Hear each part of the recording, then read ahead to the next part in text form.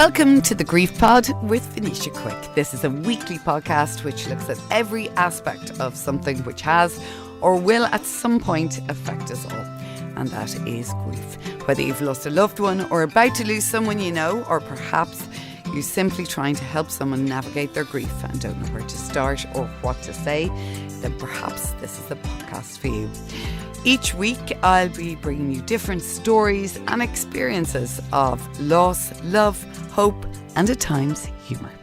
Actress Leigh Arnold became a household name in the award-winning hit Irish TV show The Clinic, and her career has continued and continues to this day. However, the most unimaginable tragedy happened in 2013 when her little baby son Flynn died from sudden infant death syndrome. 3 years later, you also lost your brother Nicky, and Leigh joins us on this week's episode of the Grief Pod. Thank you for coming on. Thank you so much for having me. Very difficult, I imagine, thing to talk about. It's not something I really talk about, if I'm honest with you, Venetia. Yeah. It's I suppose having you introduce me there, and obviously mentioning the two most harrowing experiences of my life. Yeah, just certainly you never goes to right. catch your breath. Would you start by maybe telling us a little bit about Flynn?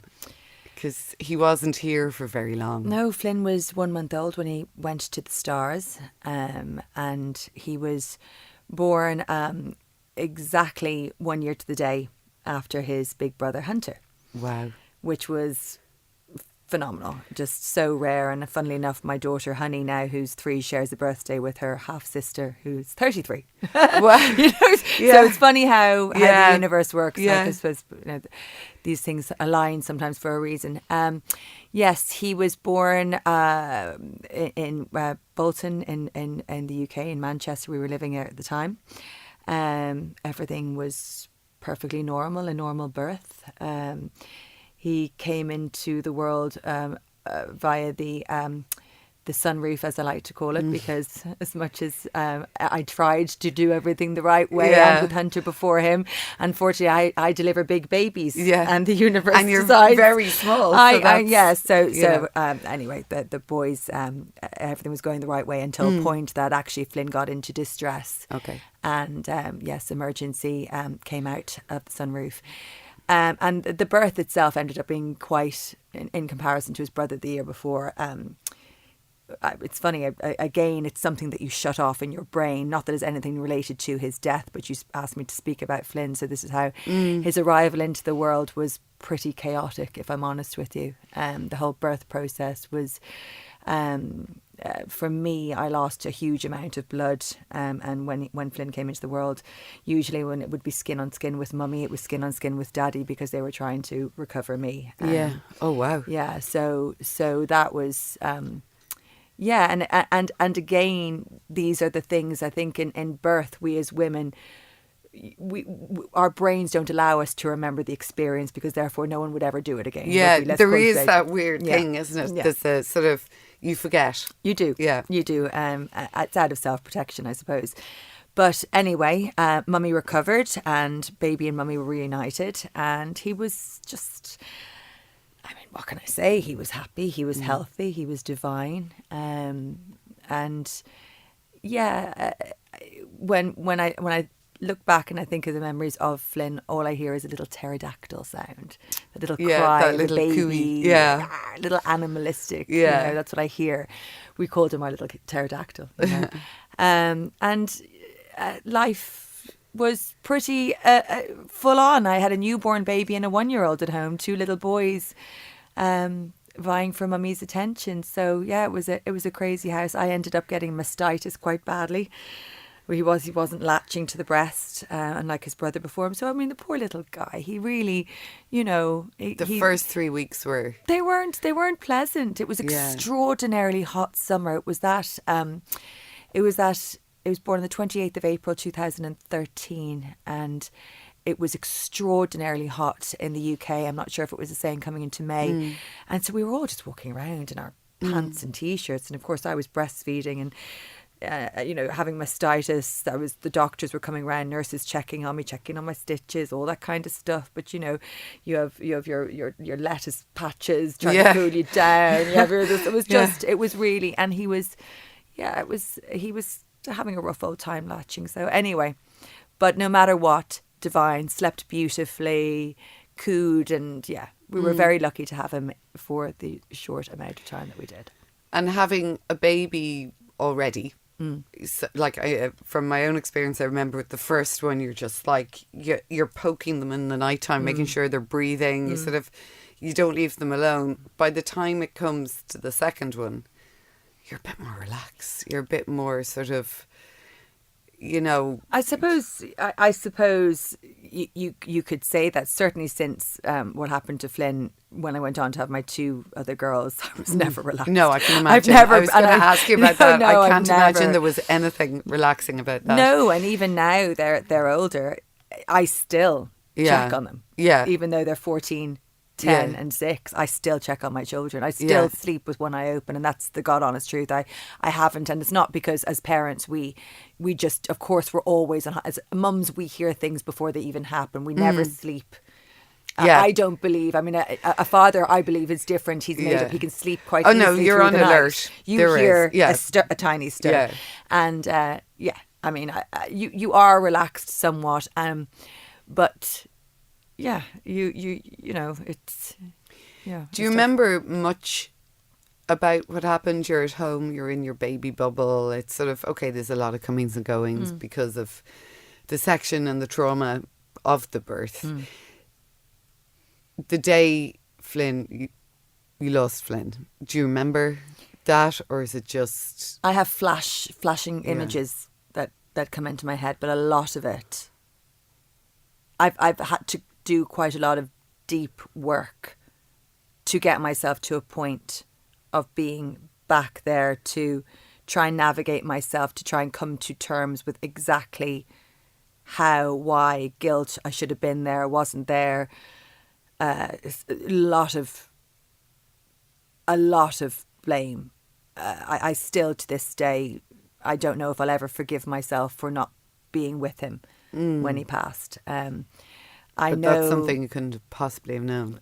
Of course, but I just feel that in a weird way, Flynn came into the world in quite a harrowing way. It was a difficult way, and he didn't get to have the skin on skin with me immediately. He went straight to his daddy for skin on skin immediately.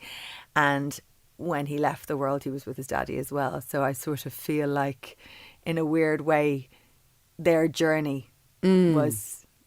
There was a reason. They were meant to be... Their bodies and their skin on skin and their cuddles were meant to be before mine. Or I don't know. It's a weird... It was like I brought him into the world. I nurtured. I fed. I bathed. I adored. I worshipped. But for some reason, Daddy was with him at the beginning of his life immediately and the end of his life immediately. Wow. So, and again, that was something that I struggled with as well. Of course, yeah. And I'm thinking as well, because both Flynn and Hunter's birthdays.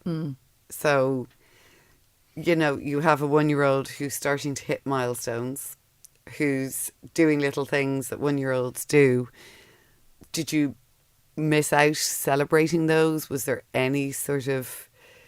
Did you get any reprieve? It's funny. I never wanted to take Hunter's birthday away from him because that is his special day. Yeah. But I have always honoured Flynn quietly myself that day, because in the beginning, it was very much lighting a birthday candle for Hunter and also one for Flynn. And then really, to be honest with you, through conversations with Steve, we thought we were doing Hunter a disservice in a way. This is your day. We need to recognise you as the wonderful little boy that you are, living in this world, and I'm so proud of everything you're doing. And it wasn't fair, we thought, to... And then I struggled with that, thinking, well, isn't it lovely? He's kind of got an Irish twin, and I know that he acknowledges his brother very much, that they share that day. But we chose to make the day about Hunter. I privately always... when he was little, we used to wait until Hunter went to bed, and we'd have our own little lighting a lantern in the sky and sending messages into the sky, you know, without overshadowing his day. Yeah. But I suppose I was always a lot more open about talking about Flynn, and I shouldn't really. I mean, at the end of the day, he's not here to talk about himself, but my ex-husband struggled with it. So it was one of those things that we just really didn't talk about together. It was too difficult. With Hunter as well, and you know, as he sort of got older, how did that make you feel? Like every birthday he's sort of a year older, Well, and Flynn doesn't get older. Flynn will always be a baby, and that's quite difficult to explain to my daughters, because they have an older brother who should be 13 now in first year in school. But yet they think about that we call him Baby Flynn. So even though he's their big brother, he'll always be Baby Flynn. So yes, I look at my son who's now 14, and there isn't a day that I don't think he should have a 13. Yeah, who would Flynn be? Who would he be? Would he look like him? Would they be mates so close in age? Yeah. How would our lives be? Would I have my girls? Yeah. Would I have gone on to have my daughters? Yeah. There's so many questions. There's absolutely someone very much missing. There's that piece of the jigsaw. And that will never be filled, you know. And we feel it. Hunter particularly feels it. He never knew his brother. He wouldn't remember his brother. But I think subconsciously, even though he was so little, I think he was aware of the trauma. He couldn't. Something that tragic, and the atmosphere in the house, as much as we tried to keep everything, you know, to be honest with you, when I think about if I didn't have Hunter, God knows where I would have ended up, you know. But like with something like losing a child, I mean, it's the one thing. Oh, it's breathtaking. You just, you know, you can't, there's no comparison to it. No. How in the years of you personally, because you're a smiley, happy person, did you find your personality changed? Did you find you just, you know, you were different? Everything changed. I changed that day. Of course. I believe I died that day. My heart broke. My world as I knew it, the agony. You're never the same, and just you feel physically like you have died. Your newborn baby, your little tiny cooing, dependent, gorgeous little, for no reason, perfectly healthy. There one moment, I'm giving him a kiss, breastfeeding him, walking out the door. No one ever told me that would be the last time I see my newborn. It's just, there's nothing to prepare you for that. So I didn't get to say goodbye. As well, I didn't, of not being there. And so it's not like he was born into this world ill. Yeah. He was perfect in every way. In fact, a healthy 8'15". I mean, it's just he wasn't underweight. Of course, you know, I was having mastitis, but these things are normal. Yeah. Nothing that was in any way fatal. Yeah. So it's the fact that I always say God, or no one told me. There was no reason. And I just, how could someone do something so horrific without warning? You know, I never got a chance to. My future was ripped away from me. Yeah. Now, how do you come back from that? Well, the thing about it is, I still had a 1-year-old boy. So you had to. Who had no idea, and he was running to me, mama, arms wide open, and I was dying inside the pain. But this little toddler needed his mummy, and I had to mother. I had to. There's my love for my living child, you know, had to surpass the pain of losing my other little boy. So yes, my personality changed. Yes, I was full of anger. Yeah. I'd cried so much. I think I was probably in bed for days. A lot of it I don't remember. I remember Steve lying with me in the bed, and we would just lie there for I don't know how long. It was the only place I felt safe was in my bed. And if anyone wanted to, people were just coming in and out. People were tea, toast. And I couldn't leave my bed because I just felt if I'm here, I'm okay. It's safe. It's just, I just needed to cocoon. I closed up the world. Yes. I ran away from my career. I ran away from so many. I couldn't face life. Yeah. You know, you couldn't. Going down to the shops and just having a general conversation about the weather, or anybody asking you, just life. You know, and also then obviously having a 1-year-old. Once I managed to come out of the initial hell, Steve needed to go back to work. Life needed to go on. Bills needed to be paid. My parents needed to go back to their lives, you know, and a little 1-year-old needed to go to play classes and creche, and then being in coffee shops with newborn babies that would have been Flynn's age, and just just agony. And I think as well from a practical side, you know, when you have two close together, you've all the paraphernalia for two, like maybe a double buggy, or there was a double buggy, and I just remember ripping all of his clothes out of the wardrobes, things that hadn't even been worn yet. You know, he hadn't had a chance to wear them, or anything that was worn, they might have his little sicky marks, or just they hadn't quite been washed. And I was never going to wash them, so I kept those in a little box. And then everything else, actually it was a friend of mine's sister had just had a baby literally as soon as Flynn died, and I just went in and I just packed up everything, and I said, look, I put them on the doorstep to take them away. She said, Leigh, are you sure? I said, I don't want them in the house, please. And just I couldn't look at them. You know. You got married then? I did. And that was like a fresh, almost a little sprinkle of happiness on... Well, we were due to get married that summer after we had Flynn. So we were going to have a newborn baby and a 1-year-old, and that's when we were going to get married. You don't do things by half. I know. But we just wanted to have... That's when we were supposed to. Yeah. And then just the big wedding, everything changed. And yes, we postponed it till the following year, and we got married in Ibiza. And this...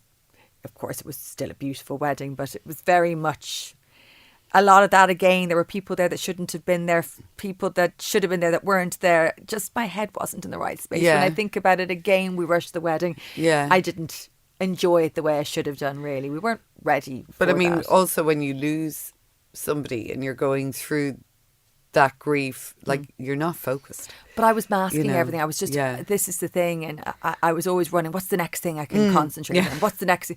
Okay, a wedding. I can focus on a wedding. That will take me away from the grief. I'm planning a wedding. It was anything, moving house. Let's move, in fact, let's move country. Let's go back to Ireland. It was just, I was always running from something to something to something. Which I didn't want to think about it. Which is totally understandable. Constantly because you running. don't want to be, it's like going on holidays the whole time. Every time there's a school break, I can't cope with it. So we're going somewhere. Just so you don't have to deal until you walk back through the door. Absolutely. And it was sort of what you were saying about my personality. I couldn't commit to one thing.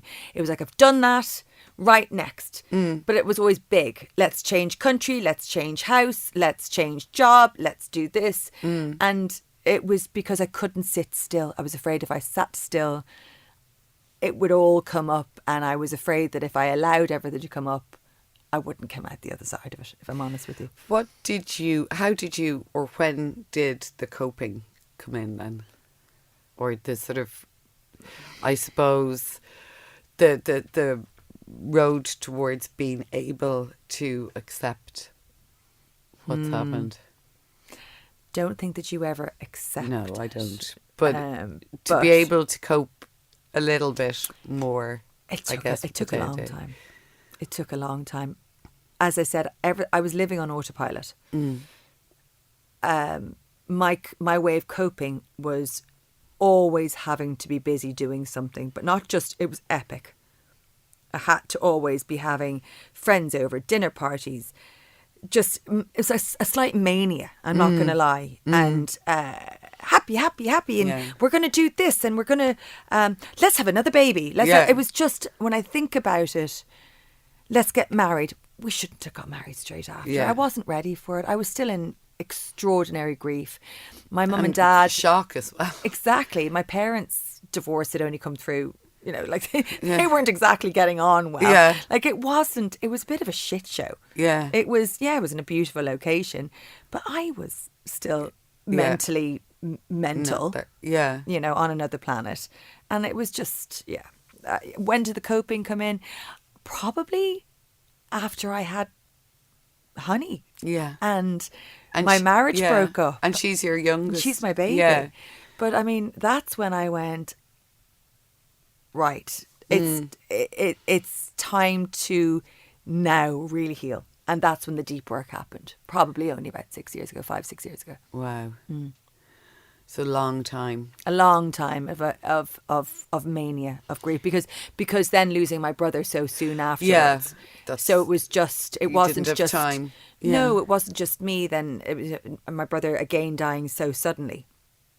Again, no warning. Again, no, and it wasn't. It was watching my mother's agony, and again her mania, her primal agony.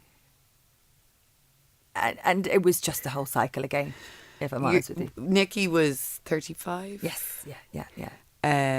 So he's 10 years gone, Yeah. Mm-hmm. He was 10 years gone Wow. in October last year.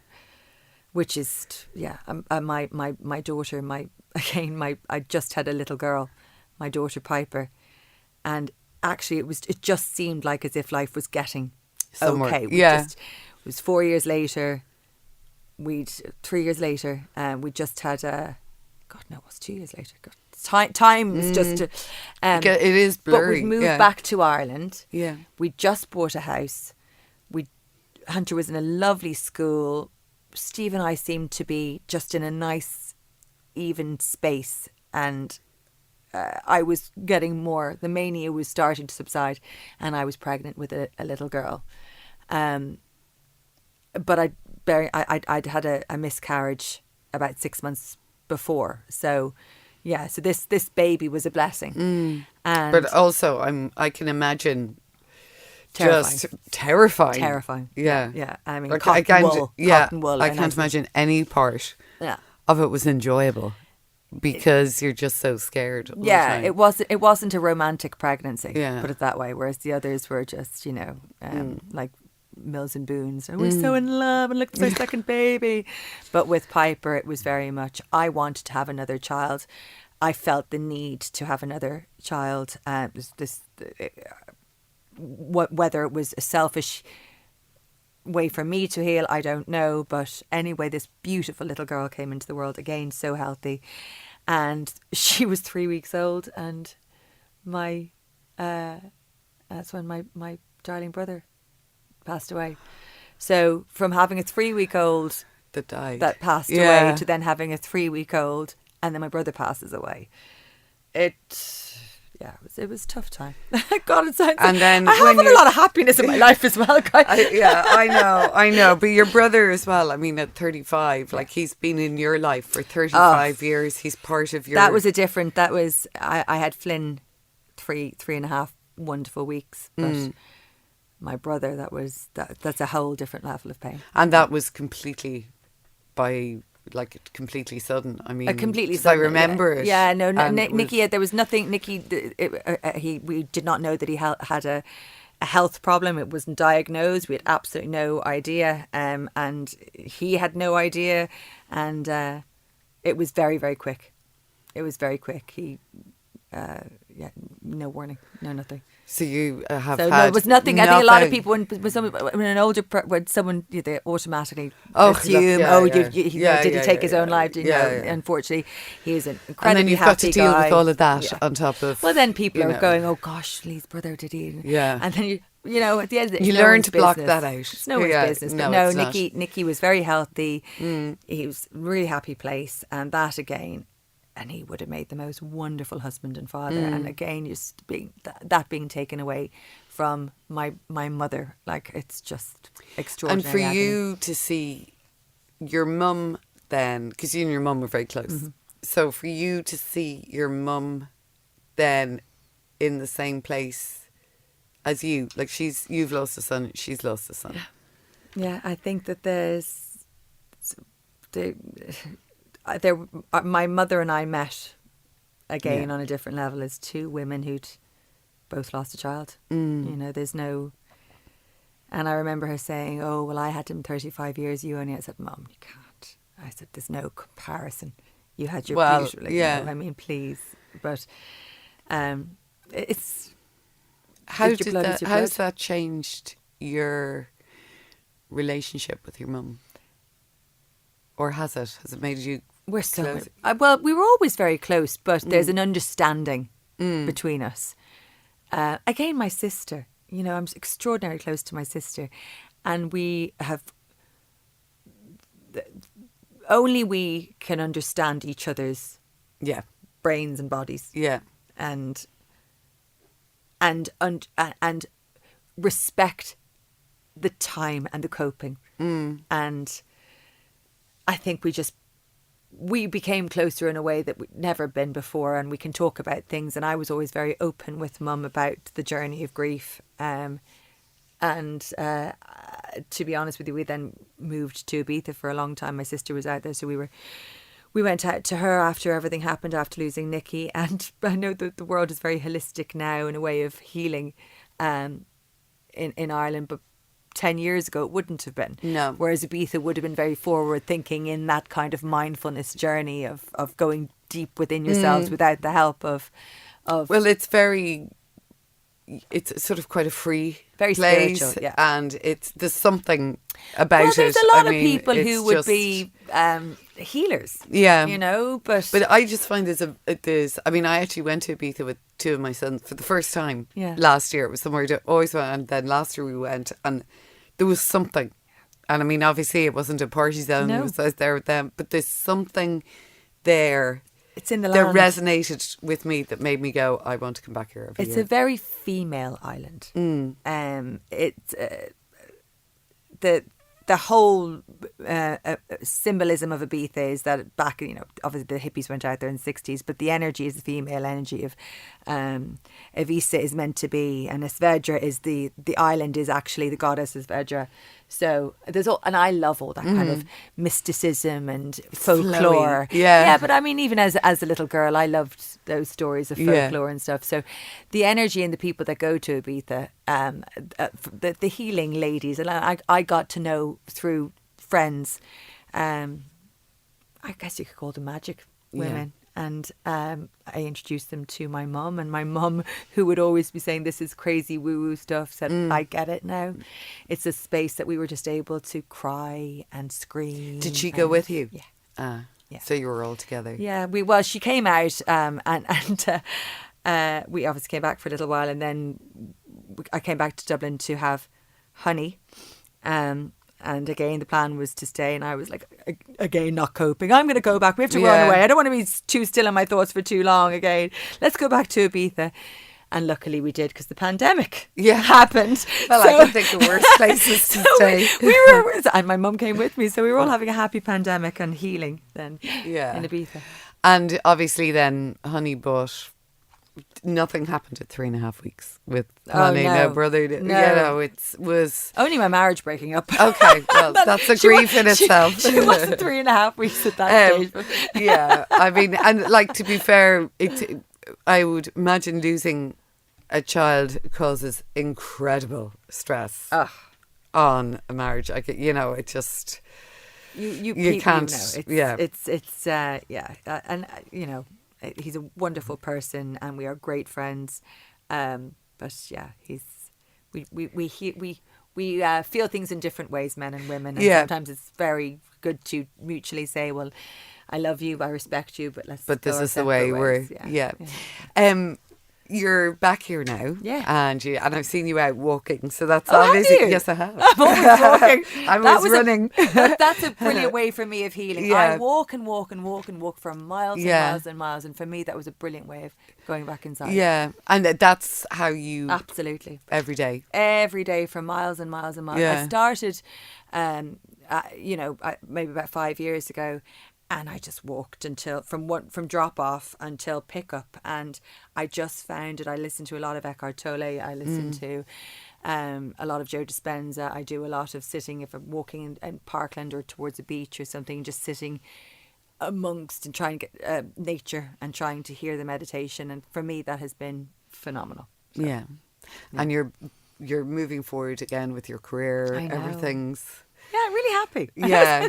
Talking about something so harrowing, and I'm actually in a lovely life. I'm blessed with 3 extraordinarily amazing people, my children, you know, and every day is, you know, it's not easy with a 14-year-old, you know, but there's laughter, there's joy, there's dancing in the kitchen, there's baking, there's gardening, there's, you know, this morning we were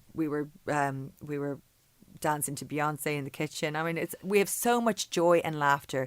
I know we're talking about the most extraordinary grief, but there is hope. There is joy. There's always joy in the agony. There's always joy. There's joy in I try to see joy in a smile on someone's face. Like, for example, when I'm walking, I always try, and if I'm walking beside someone or they're walking towards me, try and make eye contact and just give them a little smile. And it's just wonderful to get a smile back. From me, it's just everything, because you don't know what's going on in that person's life. You don't know where they've come from, where they're going to. And you become a lot more aware of people. Yeah. And the importance of just being kind. Yeah. It's really important just to be kind. It is, isn't it? It's not just a hashtag. It's actually it really put it is. into practice. Because you're changing people. Maybe that person doesn't have support. Maybe they're going through a marriage breakup. Maybe they're going through grief. Anything could be happening in that person's life, and just a smile, just say hello to someone. It could change their day. You know, it really does. So yes, I try and see joy in everything these days. Leigh, thank you so much. Thank you. Thank you for listening to this episode of The Grief Pod with Venetia Quick. You can listen on SoundCloud or wherever you get your podcasts. We also have an online community on Facebook, The Grief Pod, or on Instagram @GriefPod Series.